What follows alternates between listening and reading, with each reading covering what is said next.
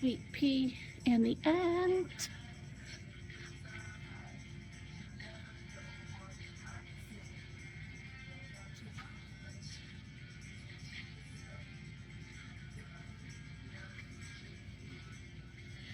Sweet Pea and the Ant. Hello everyone.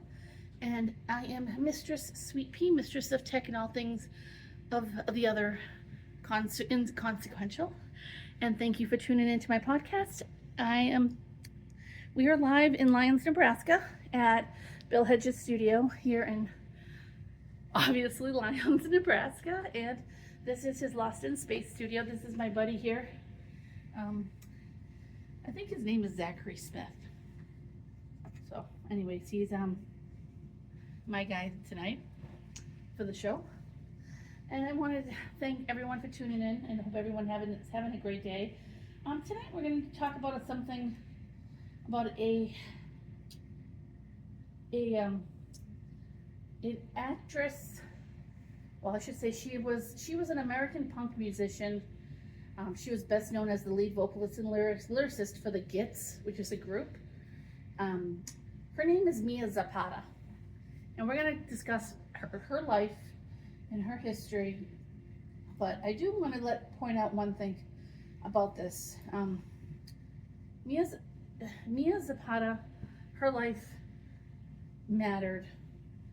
She was not only you hear about her what happened to her, but she's also putting all that aside of what happened. She is a bona fide artist. She was an artist. She was she mattered. A lot of people don't know who she is, but I highly recommend listening to her music if you can find it. Because she mattered because of her songs, her stage presence, the friendships she formed, the community around her, and the legacy that followed her. Even though her life was brief, she left a very profound impact on the punk music world. And for that, we're going to go ahead and get started talking about her life. So, Mia Zapata's life was cut short. She was remembered as the lead singer and lyricist for the punk band The Gits. She was a standout figure in the Seattle's underground music scene, and she was a woman whose death at age 27 shook the music scene to its foundations. Her story is about talent, friendship, art, ambition, and violence in a way a community can carry someone's memories after they're long gone. So we're going to look at the life, the beautiful life she had, and the tragic ending of Mia Zapata. So Mia Catherine Zapata was born on August 25th, 1965 in Chicago, Illinois, and she was raised in Louisville, Kentucky. She was the youngest of 3 children, and with a brother named Eric and a sister named Kristen. Her parents were Donna and Richard Zapata. They worked as television executives, which meant that she came from a family who were professionals in the industry. And so at that time, people who later reflected on her life remembered her as someone who was not attracted to material things. She loved life. She loved her music. She loved her fans, her family, her community. She made people feel welcomed and loved and cared, and she genuinely cared about people. She was also of Mexican descent, and accounts of her life note that her family was distantly related to Emilio Zapata and Umferio Zapata. And I know I said that name wrong. Basically, I don't have much details about that, but somewhere along the line in the history, she's related to these 2 individuals. But people would describe her as the kind of person who, again, connected with different groups of people, and she pulled people together. She made people feel welcome. If you were that person standing in the crowd and you didn't know where to go, she'd come up and would be the type of person that would include you and make you feel like you mattered. And it's rare to find people like that these days because it just is. Most people are, not most, but a lot of people are selfish and they tend to stick to their own kind. She wasn't like that. Mia reached out to everyone. She wanted everyone to feel like they mattered. And she made them feel like they mattered too. Music came into her life at an early age. She learned guitar and piano by the time she was 9, and her tastes were broad, like punk rock, blues, jazz, R&B, older American vocal traditions. Sources of her life influence, she was influenced by like Bessie Smith, Billie Holiday, Jimmy Reed, Ray Charles, Hank Williams, Sam Cooke. So she had a lot of really well-known established artists that were her muse, I guess you could say. The mix explains why Meyer did not sound like a generic punk singer. Like, she wasn't just a sugar cookie cutout punk singer. Her taste ranged from different aspects. She had power and rawness, but also a kind of emotional intelligence you can hear in her voice when she sings. She also attended Presentation Academy in Louisville, and in 1984 she enrolled at Antioch College in Yellow Springs, Ohio. She was a liberal arts student, but that move turned out to be decisive, because at Antioch is where the musical and personal relationships that defined her adult life came together. And in September of '86, Mia and her 3 friends formed a punk band, which later became known as the Gits, G-I-T-S. The band's classical lineup included Mia on vocals, Andrew Kessler on guitar, Matt Dresner on bass, and Steve Moriarty on drums. They met in Ohio, but they did not intend to stay there forever. Like many young musicians during that time, they were looking for a place where an underground scene felt more alive, where a band could be itself in public and not have to worry about being scrutinized and ridiculed for what they wanted to play, what their music style was.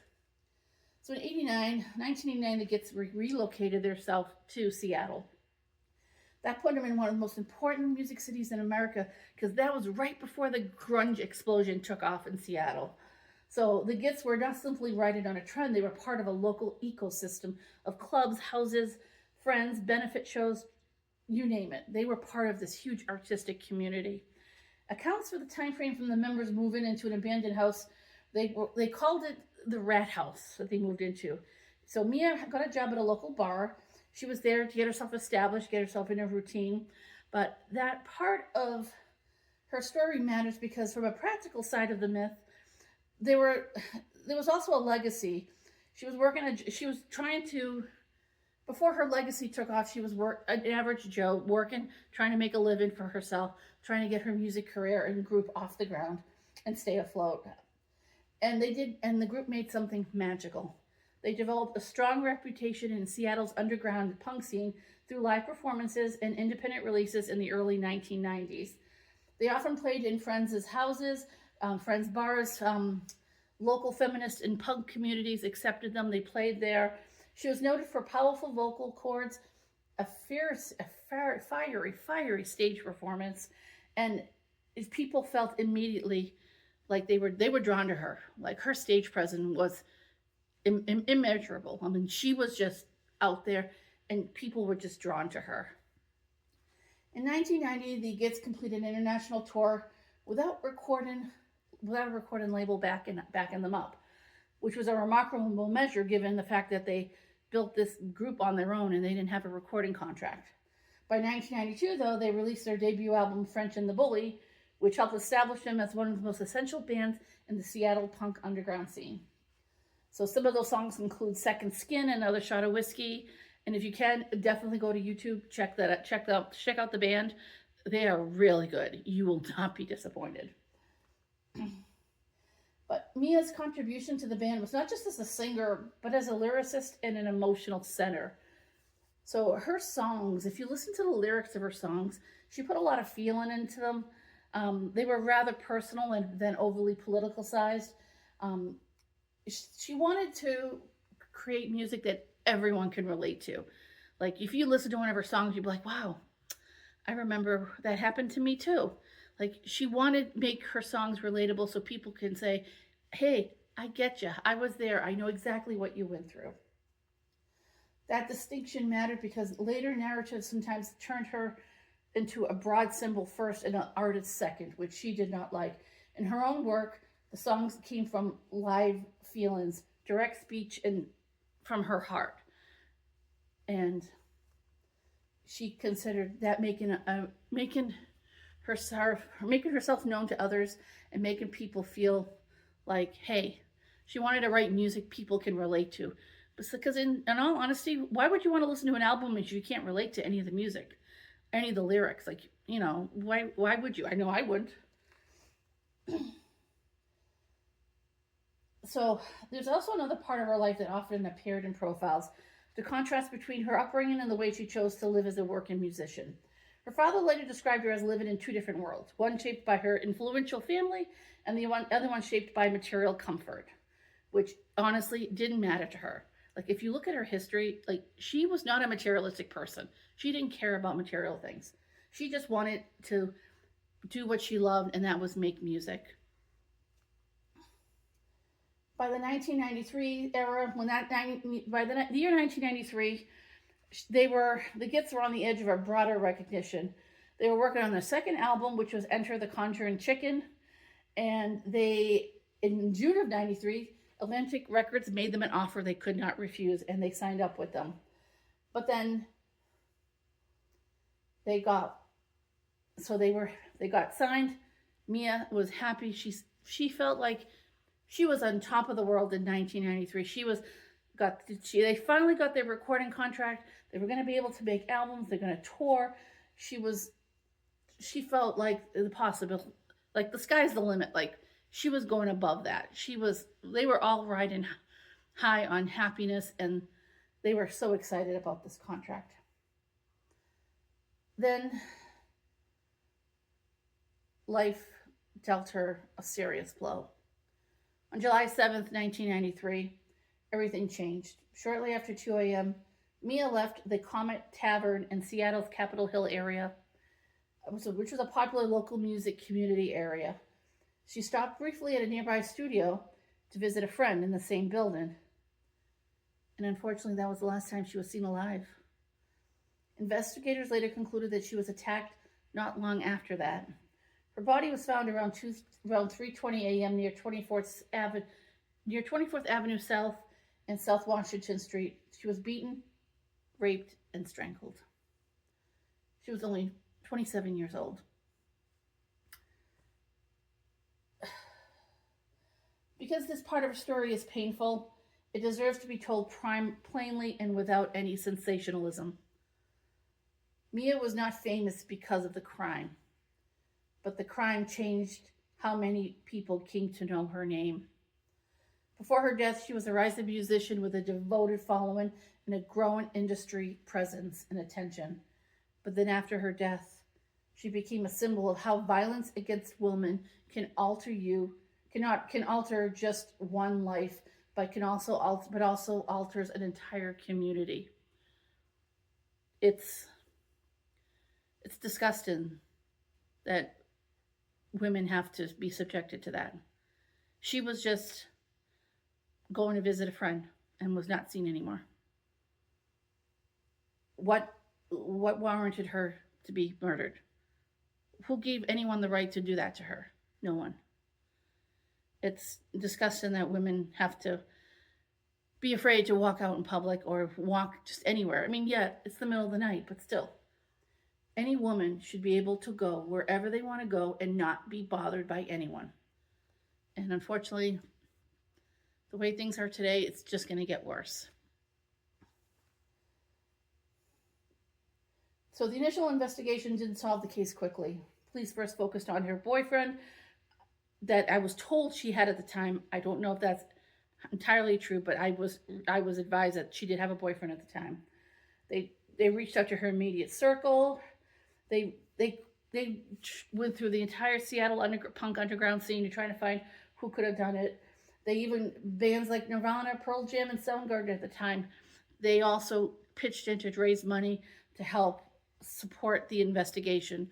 Because the investigation came at a standstill, eventually they couldn't figure out who this person was. Who would have killed this beautiful woman that just wanted to make music that everyone could relate to, that wanted to make music that a community can come together and just be one. Why would anyone want to do that to someone? Her, or anyone, any woman for that matter. But because our podcast is about her, why would anyone want to do that to her? So, unfortunately, this case remained an unsolved mystery for years. It drew national attention. And back in the 90s, we had Unsolved Mysteries, that TV show, and they were no closer to solving it. And they, even though they were still in grief, the response to her death became a legacy. And it's unfortunate. Now, the number 27 is a very profound number. And I say that because Jimi Hendrix died at 27. Amy Winehouse died at 27. Heath Ledger died at 27. Mia Zapata died at 27. Does the 27 mean something? Is it symbolic? What does the 27 mean? It's kind of an eerie thought when you stop and think about it.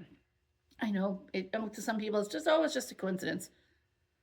4 people died at 27. I don't know. You tell me what you think.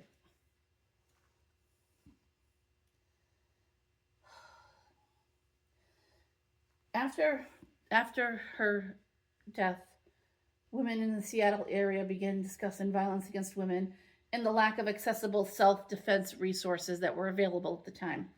Those conversations led to the creation of Home Alive, a nonprofit that organizes self-defense education and benefits projects with participation from major artists like Pearl Jam, Nirvana, Heart.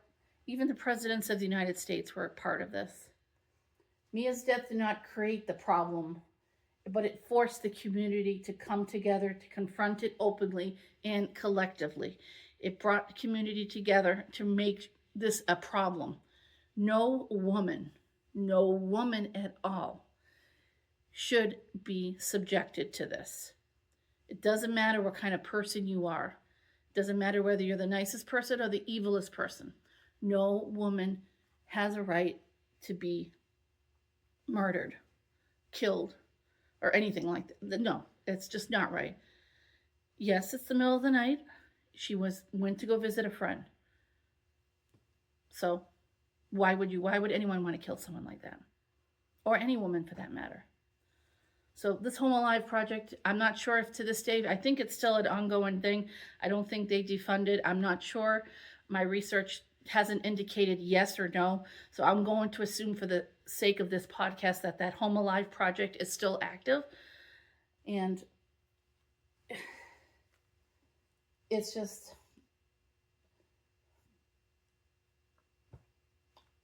really heartbreaking to know that someone can do that to someone. It really is.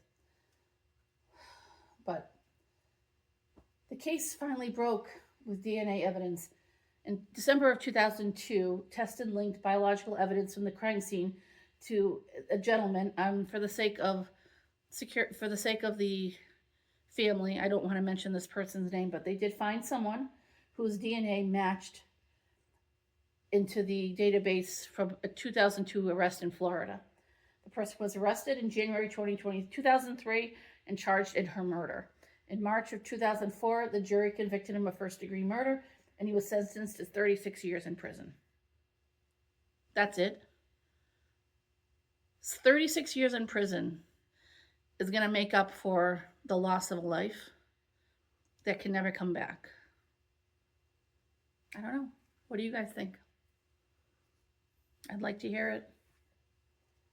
Now you have to remember, back then, DNA was still in an infancy stage. It was there. It was still a work in progress. But by the 2000s, things progressed where they could extract DNA and they found out who the killer was. But the conviction brought legal resolution, but it did not undo the cultural loss. People continue to talk about Mia, even to this day, in the Seattle punk underground scene. She's still a fixture. Even in death, she's still a fixture in that scene. Her legacy is in dual format. One, she became an icon for female feminism, activism, resistance to violence. And then on the other hand, she turned herself into a symbol in a way that could flatten the complexity of who she really was. One of her bandmates even said that she was sainted, which he found peculiar because it transformed a real person into something larger and less human. So there was some tension there, but overall, she was a beautiful woman with a beautiful soul, a beautiful heart, and she cared about people, wrote songs that everyone could relate to, cared about her community, and cared about everyone and people in general. And no one has a right to take that from someone. And on that note, I want to thank everyone for tuning in tonight. I know tonight's podcast was a little bit emotional, a little serious. On a serious note, we can't always have fun podcasts. We need to sometimes talk about things like this because she's a fixture that I don't know if many people even realize. She was a huge, and I mean huge, asset to the Seattle underground punk rock scene. I mean, she was, not only was she beautiful inside and out, but she had an impact. She made a lasting impact on people. And on that note, I want to thank everyone for tuning in tonight. Thank you. Please check out my podcast on YouTube. Well, here obviously, but also on YouTube at Mistress Sweet P. That's Mistress Sweet PEA. Please like and subscribe. I also have an internet radio station which is on live365.com. If you go there and type in Hot Cat Tracks, HOTCATTRAX, and you can listen to my podcast and my musical endeavors live 24/7. The radio station is still new and it's still in the works, but we're going to have more coming up on that soon. So on that note, thank you for tuning in, and I will catch you on the flip side. Toodles.